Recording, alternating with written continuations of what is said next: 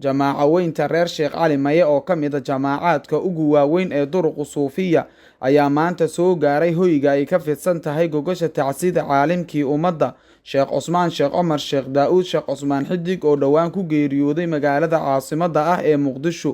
xubnaha jamaacada oo ka kooban culimo, mucallimiin, mudarrisiin iyo xer ayaa ujeedkoodu waxa uu ahaa gudashada tacsiyada sheekha.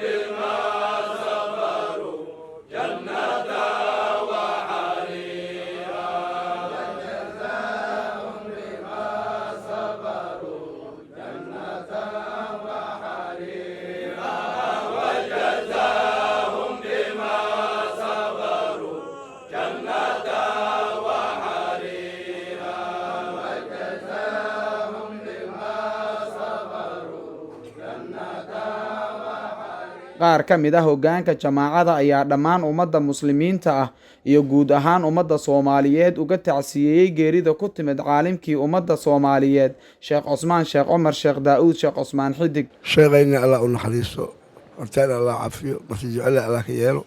kitaabis midig Allah ka siiyo, bacdi islaamana fidnayo insha Allah taala. akhwaankii axbaabta dhaafan Ilaahay ha barakeeyo, maxaa yeelay Sheekh Cusmaan ma ahayn hal qof, laakiin fadli Ilaahay uu siiyo hadduu wataa fadligiisa Ilaahay ana siiyo alaan u laazimo. tacsiidaan u nimid Allah naga aqbalo, وتعزيهنا أخواننا أحبابنا المعلمين المشاغلين وتعزيهنا ehelka sheekha uu ka dhintay iyo muslimiinta oo dhan waa u tacsiyeynayna ilaan dhammaanuu naga wada dhintay, ilaahay raxmatan waasicatan ha siiyo. saas darteedii waan booqanay maantane insha allahu tacaala anagoo weli aan isawarsiinayno, maxaa yeelay tiir weyn ayaa naga dhexbaxay. maxaa yeelay qofka caalimka ah geeridiisa waa hulmatun laa tusad, dolool oo aan la oodi karin waaye. laakiin ilaahi jalla wacalaa bedel inuuna siiyo, ilaahi tabaaraka watacaala cilmigii uu noo dhaafay iyo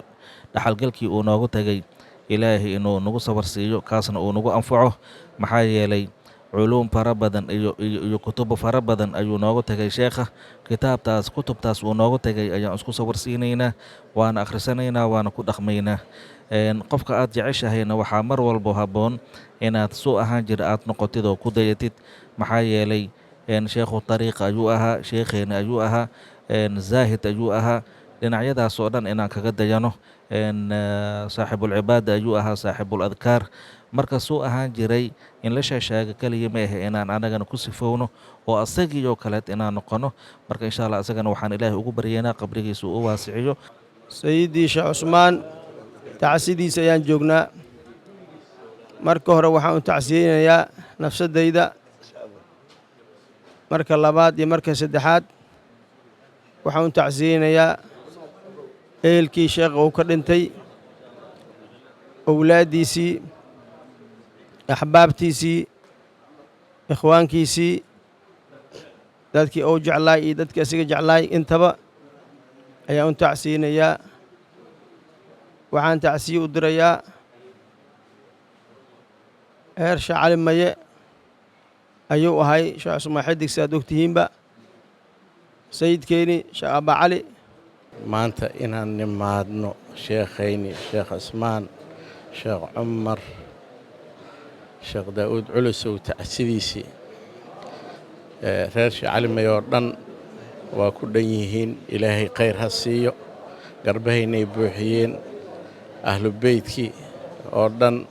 ayagana garbahayna soo buuxiyey, khayr allah ha siiyo. iyo aqwaankana soo raacay kulligood waxaan ilaahay uga rajaynayaa adduun iyo aakhira taama inuu ilaahay siiyo. haddii bini aadamka uu dhinto camalkiisa waa go'aya ilaa 3 maahine 3daa waxaa ka mid ah cilmun yuntafacu bihi cilmi oo lagu intifaacayo ayaa ka mid ah sheekheena wuxuu noo dhaafay cilmi lagu intifaacayo ilaahay khayrkiisa allaha badiyo